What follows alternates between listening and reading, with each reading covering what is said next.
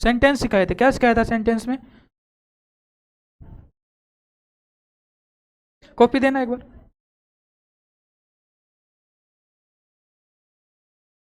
What is your name, your good name please. तो ये तो आपको सारा, आपकी क्लास हुई थी ना, क्या समझाया था? अच्छा, सेंटेंस।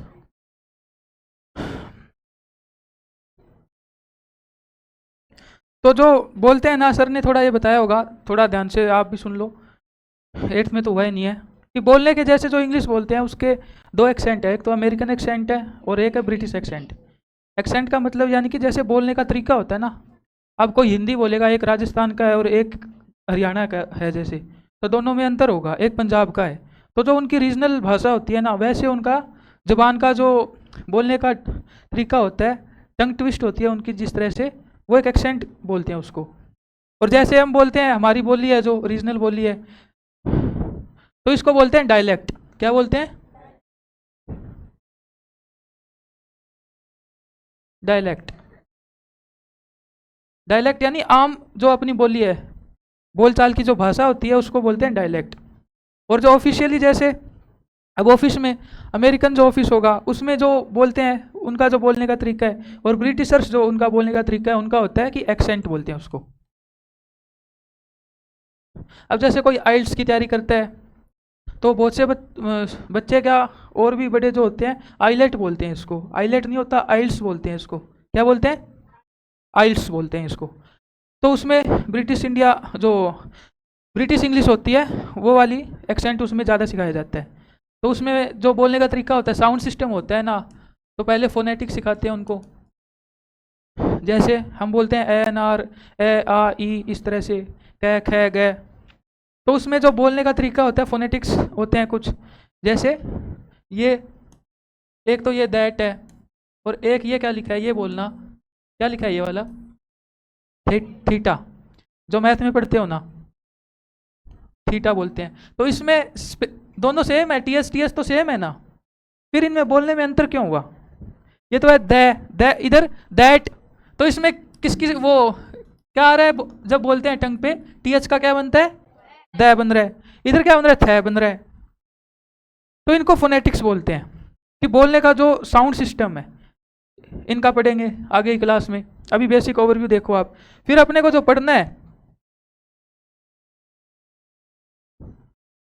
ग्रामर अपनी चल ही रही है, और वोकैबलरी, फिर और बोलते टाइम सेंटेंस कंपोजिशन कैसी होनी चाहिए अपनी। इस तरह से पूछते हैं, आपके सामने कोई हो, उसको आप जनरली क्या कहोगे, what's your name, what is your name. पर थोड़ा सा इसको सोफिस्टिकेटेड वे में बोलना हो ना, your good name please, what, हाँ। तो सोफिस्टिकेशन यानी तहजीब से बोलना किसी चीज को, इसको क्या बोलते हैं, बोलो, सोफिस्टिकेशन। और जो तरीका होता है तहजीब से बोलने का, उसको बोलते हैं सोफिस्टिकेटेड वे। समझ पा रहे हो? तो इसमें जैसे आपके पास कुछ बोलने के लिए होना चाहिए कंटेंट, और बोलने का ये है, कुछ रटा रटाया ना हो, आपको स्पॉन्टेनियसली कोई भी टॉपिक आपके दिमाग में, जैसे किसी से बात कर रहे हो, आपस में कुछ बोलना है, खेलते हो, उस टाइम पे जो बात करते हो एक दूसरे से, तो कुछ सोच के थोड़ी पहले से स्पीच वगैरह याद करके बोलते हो, जो दिमाग में आता जाता है हिंदी में बोलते जाते हो। जैसी भी इंग्लिश आती है उसको यूज करोगे ना, जितना यूज करते जाओगे तब पता लगता जाएगा कि मैं कहाँ पे गड़बड़ कर रहा हूँ। टूटी फूटी जैसे भी बोल रहे हो, बोलो इंग्लिश को, फिर दिमाग एक्टिव हो जाएगा। दिमाग की क्या होगी, उसमें एक्सरसाइज होनी शुरू हो जाती है, कौन सा सेंटेंस आपको क्लिक करेगा, कौन सा वर्ड क्लिक करेगा। तो जो आपने अभी तक वोकैबुलरी के शब्द सीखे हैं वो आते जाएंगे, ग्रामर जैसी सीखी है वो आती जाएगी। वैसे पहले मेरे को बताओ, पॉजेसिव नाउन से थोड़ा बहुत कोई क्या समझ रहा है? Possessive noun and use of apostrophe. हाँ, पॉजेसिव नाउन। तो पॉजेसिव नाउन क्या होती है? सबसे पहले पोजेशन क्या होता है? जैसे आपके पास में कोई चीज़ हो, थिंग हो, कोई चीज़ वस्तु हो आपके पास में, आपका बैग है, आपकी बुक है, आपका पेन है, आपकी नोटबुक है, ज्योमेट्री बॉक्स है, जो भी आपके पास में, घर पे जाओगे तो जो भी चीज़ आपके टेबल पे रखी है, जिन जिन पे आपका अधिकार है, तो उन सारी चीज़ चीज़ों पे आपका पोजेशन है, क्या है, हक है, अधिकार है, उसको क्या बोलते हैं, पोजेशन बोलते हैं। हाँ, आता हूँ मैं एक बार पोजेसिव नाउन पे। फिर पोजेशन यानी अधिकार होना, आप उसके मालिकाना, आपका हक है, उस पर आपका अधिकार है, तो वो क्या हुआ, पोजेशन। आपकी कोई, हाँ लिखने का टाइम दूंगा मैं, अभी समझना है। फिर जैसे पेन आपका, आपके हाथ में पेन है, तो आपका जो पेन है उसके आप हो पोजेसर, आप क्या हो, पोजेसर, उसके मालिक हो। तो इसी तरह से अब जैसे आपका क्या नाम इधर, जैसे दिस इज गौतम्स नोटबुक, तो दो नाउन है इसमें, एक तो गौतम, एक नोटबुक। तो जो रिलेशन स्टेब्लिश होता है गौतम के और नोटबुक के बीच में, वहां पे क्या करते हैं, एपोस्ट्रोफी और एस लगाया जाता है। रामा और बुक, बुक किसकी है, राम की है, तो पहली नाउन ये है, दूसरी नाउन ये है, और इनके बीच में रिलेशन स्टेब्लिश कैसे हो रहा है, एपोस्ट्रोफी, इसको बोलते हैं एपोस्ट्रोफी, इसको बोलते हैं एस, क्या बोलते हैं, एपोस्ट्रोफी ऑफ एस, बोलो जी। Then is that your brother's bat, अभी जैसे खेल रहे थे, आप क्वेश्चन करो आपके फ्रेंड से कि अपने भाई का बैट ले आया हो, जैसे घर से आप उससे पूछ रहे हो is that your brother's bat, समझ पा रहे हो। तो इसमें ब्रदर बैट, पहली नाउन ब्रदर है, फिर बैट है, इनके बीच में रिलेशन कैसे स्टेब्लिश हुआ, एपोस्ट्रोफी एस। और ये पहली वाली नाउन है, ये क्या है, पोजेसर है, और ये जो थिंग ओन की जा रही है पोजेसर के द्वारा। जो बच्चे लेट आए हैं वो सुनो, पोजेसिव नाउन यानी कि जैसे आपके हाथ में पेन है, आपकी नोटबुक है, तो आपका जो अधिकार होता है जिन चीज़ों पे, फिर उसको इस्टेब्लिश करते हैं, तब पोजेसिव नाउन का यूज़ किया जाता है। तो इसमें पोजेसिव नाउन में क्या होता है, दो नाउन्स होती है पेयर में, एक साथ में पहली नाउन होती है, जो पहली नाउन होती है वो होता है पोजेसर या फिर मालिक, और दूसरी नाउन जो होती है वो होती है थिंग, जो मालिक का अधिकार होता है उस थिंग पे, समझ गए। फिर third example, my uncles house is a long way from here, कि मेरे अंकल का घर यहाँ से दूर है। इसमें अंकल और हाउस दोनों नाउन है, ये पहली नाउन है, ये दूसरी नाउन है। अब अंकल का घर है, पोजेसर मालिक कौन है घर का, अंकल है, तो अंकल का जो पोजेशन दिखाना है घर पे, एपोस्ट्रोफी लगाया और एस लगा दिया। अब तीनों एग्जाम्पल में कोई डाउट है क्या, ये लिखा हुआ है, in each of this sentences हम क्या देख रहे हैं, पेयर ऑफ नाउन्स देख रहे हैं, और उन पेयर ऑफ नाउन्स में क्या है, one of which is the name of the possessor, कि एक तो मालिक का नाम है उसमें, पोजेसर यानी मालिक, owner, and other name of the thing possessed, और जो दूसरा नेम है वो है थिंग बीइंग पोजेस्ड, यानी कि जो जिस पे अधिकार है मालिक का, वो वाली वस्तु, जैसे आपका पेन, आपकी नोटबुक, ज्योमेट्री बॉक्स, आपका बैग, आपकी टाई, आपका बेल्ट, आपकी ड्रेस, यूनिफॉर्म, इस तरह से। ए नाउन और प्रोनाउन, एक नाउन या फिर एक pronoun use to show possession, एक नाउन या प्रोनाउन जो क्या किया जाए, अधिकार दिखाने के लिए यूज किया जाए, अधिकार को शो करने के लिए यूज किया जाए एक नाउन या प्रोनाउन, उसको क्या बोलते हैं, say to be in the possessive form, उसको बोलते हैं पोजेसिव फॉर्म में यूज किया है। इस नाउन या इस प्रोनाउन को पोजेसिव फॉर्म में यूज किया है हमने, जब पोजेशन दिखाना हो, अधिकार दिखाना हो एक ओनर का उसकी वस्तु के साथ में, उसकी थिंग के साथ में। तो इन सारे सेंटेंसेस में जैसे रामास, ब्रदर्स, अंकल्स, ये सारे के सारे पोजेसिव फॉर्म में है। राम नाउन है वो पोजेसिव फॉर्म में, एपोस्ट्रोफी एस लग गया, ब्रदर है एपोस्ट्रोफी एस लग गया पोजेसिव फॉर्म में, अंकल है एपोस्ट्रोफी एस लग गया पोजेसिव फॉर्म में, यही सारा इसमें लिखा हुआ है यहाँ तक। पोजेसिव नाउन इंडिकेट्स ओनरशिप और पोजेशन, यही तो बताया अभी तक कि एक पोजेसिव नाउन क्या दिखाती है, ओनरशिप या फिर पोजेशन, यानी मालिकाना अधिकार दिखाता है मालिक का। एक बार इनको नोट करो यहाँ तक, फिर एग्जाम्पल देखेंगे अगले वाले, यहाँ तक नोट कर लेना। किसी को डाउट हो यहाँ तक तो पूछो, कोई डाउट, किसी को डाउट है क्या, नोट करो फिर जल्दी आगे पढ़ेंगे। अब लिखते जाओ, और जैसे ये सारा का सारा मैंने हिंदी में समझाया है, साथ साथ अब स्पोकन इंग्लिश की क्लास भी करते हैं। जैसे अब ये पूरा का पूरा मैं इंग्लिश में बोलूँगा, जितना भी बोर्ड पे लिखा हुआ है, तो वो थोड़ा समझने की कोशिश करना कि स्पोकन इंग्लिश कैसे करते हैं। स्टार्टिंग से शुरू करता हूँ। जैसे today will study about possessive noun and use of apostrophe. While we see pair of nouns, we have to establish a relationship between the pairs. In the pair, first pair is known as the possessor of the thing, and the second noun is known as the thing being possessed. So while establishing the relationship between these two nouns, we have to use the grammatical composition by showing that we use an apostrophe and then we add s. In this way, we will establish an relationship between the owner, the possessor, or the thing being possessed. These examples are like, this is Rama's book. In this sentence, Rama and book, two nouns are there. Apostrophe s establish that relationship.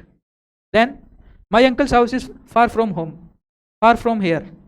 In this example, the house is being possessed by the uncle. So, first noun is uncle, second noun is house.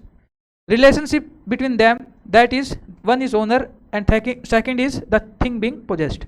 So, apostrophe of s, while we used apostrophe s, we established the relationship signifying that the possessive noun is uncle's. Then, in the third example, second example is that your brother's bat. This is an interrogative sentence, and in this sentence, brother and bat are the pair which we were looking for. So, brother is the possessor and bat is the thing being possessed. In this way, in these three examples, we learned about how we use possessive nouns, how we maintain relationship between thing being possessed and the possessor. In each of the nouns, there are pair of nouns. The first is known as the possessor or the owner, and the second is known as the thing being possessed. And a noun or pronoun which shows a possession is said to be in the possessive form. And in each of the above sentences, Rama's, uncle's, brothers are used in possessive form. A possessive noun indicates ownership or possession. So in this way, I have summarized the entire slide for you in English. I am expecting from each and every student that you do this same exercise with me.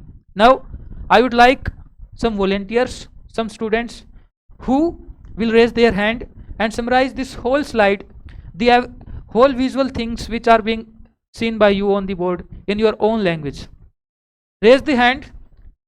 Tell me who is willing to summarize this entire content in their words, in English. ये सारा का सारा जो सामने लिखा हुआ है इस वाली स्लाइड को इंग्लिश में कौन समराइज करना चाहेगा? वॉलंटरली अपना हाथ खड़ा करो, नहीं तो फिर मैं हाथ खड़ा करवाऊंगा। अब मेरे को बताओ, मैं कहीं पे अटका क्या? क्यों नहीं अटका? मैंने जस्ट ये चीज आपको हिंदी में पढ़ाई है, तो मेरे दिमाग में ये सारा का सारा प्रोसेस हो चुका था, और जब मैं बोल रहा हूं मेरे दिमाग में प्रोसेस होता जा रहा है, और फिर मेरे पास क्या है? एक सेंटेंस का बोलने का कंपोजिशन है, तरीका है, फिर मेरे पास वोकैबुलरी है सारे वर्ड्स की, इसलिए मैं नहीं अटका। अब आप ग्रामर स्ट्रॉन्ग करो, वोकैबुलरी स्ट्रॉन्ग करो, और इनके अलावा सबसे जो महत्वपूर्ण बात है, आप प्रैक्टिस करो। बिना प्रैक्टिस के स्पोकन इंग्लिश कभी सक्सेसफुल नहीं हो पाती। प्रैक्टिस कैसे करोगे? सामने बच्चा है, आपके फ्रेंड्स हैं, 2-3 फ्रेंड्स हो, कोई भी टॉपिक ले लो, any topic which you like, वो आप बोलो एक दूसरे के साथ में। और बोलना कैसे है? इंग्लिश में बोलना है। अब ये वाला क्यों नहीं बोल पा रहे हो? इतना मैंने बोला है आपके लिए, क्यों नहीं बोल पा रहे हो? अपने आप से पूछो। आप पहला, आप बोलना नहीं चाहते, सबसे बड़ा कारण तो ये है। दूसरा, सम स्टूडेंट्स आर फीलिंग शाई, कुछ स्टूडेंट्स शाई फील कर रहे हैं, बाकी के क्या सोचेंगे? कि आप जैसे ही तो है बाकी स्टूडेंट, क्या सोचेंगे? सोचते जाएंगे जो सोचना है उनको। आप तो अपना कॉन्फिडेंस मजबूत करो बोल के। और मैं कोई इसका एक्सक्यूज कारण मानता ही नहीं। 7th-8th क्लास के बच्चे ये इतना अच्छी तरह से समझा दिया, सामने बोर्ड पे जो लिखा हुआ है इनको भी देख के बोल सकते हो, फिर भी आप विलिंगली बोल क्यों नहीं रहे? ठीक है, अब रैंडमली मैं चूज करूंगा। यस, समराइज करो। अब यदि स्पोकन इंग्लिश में सक्सीड होना है ना, तो आप अपने दिमाग को इस तरह से भी ट्रेन कर सकते हो कि जैसे एक छोटा सा बच्चा होता है, आसपास में जैसे हिंदी में जो भी सुनता है तो हिंदी में बोलेगा। अब जैसे अमेरिकन ब्रिटिशर्स पेरेंट्स का बच्चा है, आसपास में सिर्फ इंग्लिश सुनता है, वो उसके पास हिंदी के कोई वर्ड्स ही नहीं है, बोलना है तो वो कोशिश करेगा कुछ ना कुछ जो आसपास से सुनता है वैसे ही बोले। उसके लिए सबको साथ देना होगा एक दूसरे का। इंग्लिश में बोलो एक दूसरे से, 5 बच्चे कुछ बोलेंगे, उससे और 10-15 बच्चे सीखेंगे, वर्ड्स कैच करेंगे, वोकैबुलरी के वर्ड्स उनको आ जाएंगे, सेंटेंस मेकिंग उनको आ जाएगी। और जब बोलो तो अपने आप को इस तरह से समझा लो ना एक बार कि हिंदी तो आप जानते नहीं हो, जो बोलना है सिर्फ इंग्लिश में बोलना है। और दूसरा सबसे बड़ा कारण होता है, आप हिंदी में सोचते हो पहले, फिर उसको ट्रांसलेट करते हो, फिर बोलते हो टूटा फूटा। फ्लुएंट बोलना है, बिना रुके बोलना है, सोचना भी इंग्लिश में शुरू कर दो। जब इंग्लिश में सोचना शुरू कर दोगे, अपने आप जुबान पे सारे वर्ड्स आते जाएंगे, सेंटेंस बनते जाएंगे। तो इंग्लिश में सोचो सबसे पहले, फिर इंग्लिश में बोल पाओगे अच्छी तरह। ये हो गया नोट क्या?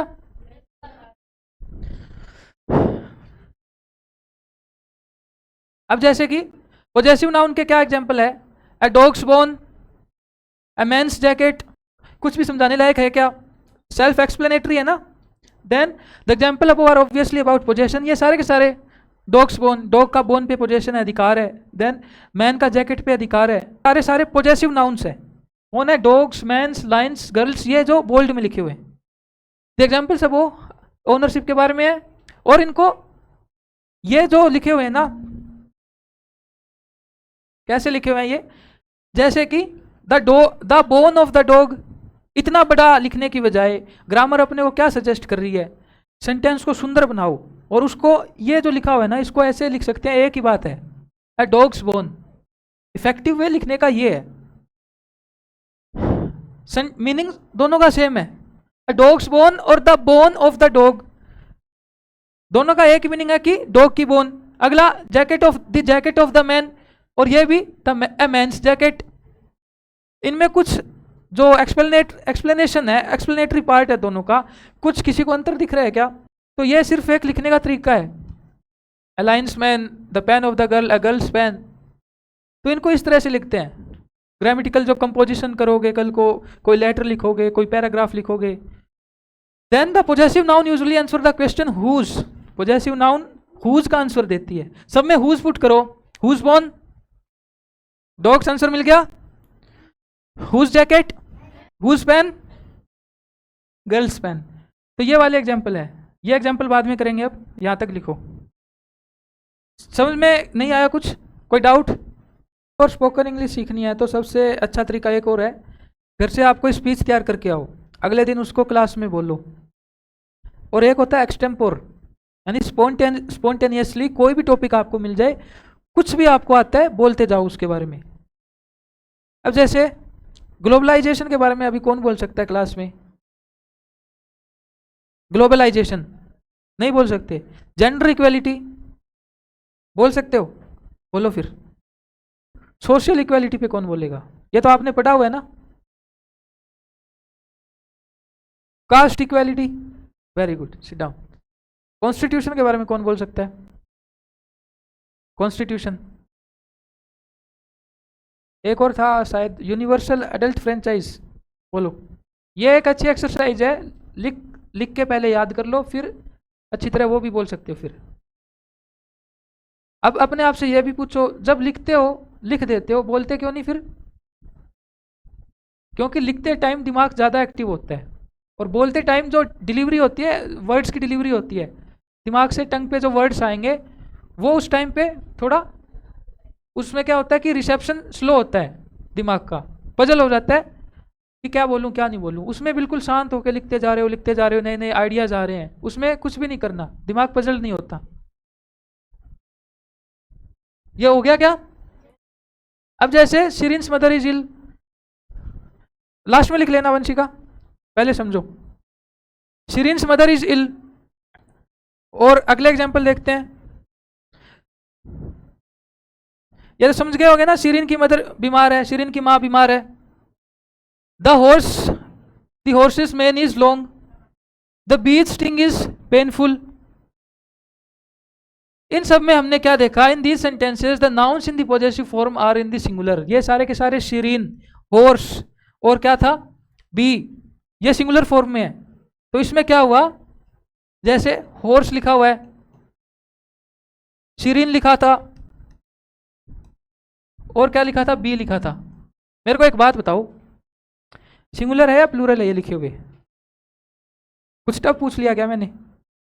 सिंगुलर है ना। तो इसमें तो सिंपल सा ही फंडा है कि अपोस्ट्रोफी, इनका पॉजेसिव फॉर्म बनाना है, क्या करना है? अपोस्ट्रोफी लगाया, आगे एस लगा दिया, अपोस्ट्रोफी लगाया, आगे एस लगा दिया, अपोस्ट्रोफी लगाया और एस लगा दिया। इसमें कुछ वो इश्यू नहीं है इतना। पर ये वाले एग्जाम्पल एक बार जरा देखो। Many boys' books are lost, बहुत से लड़कों की किताबें खो गई है।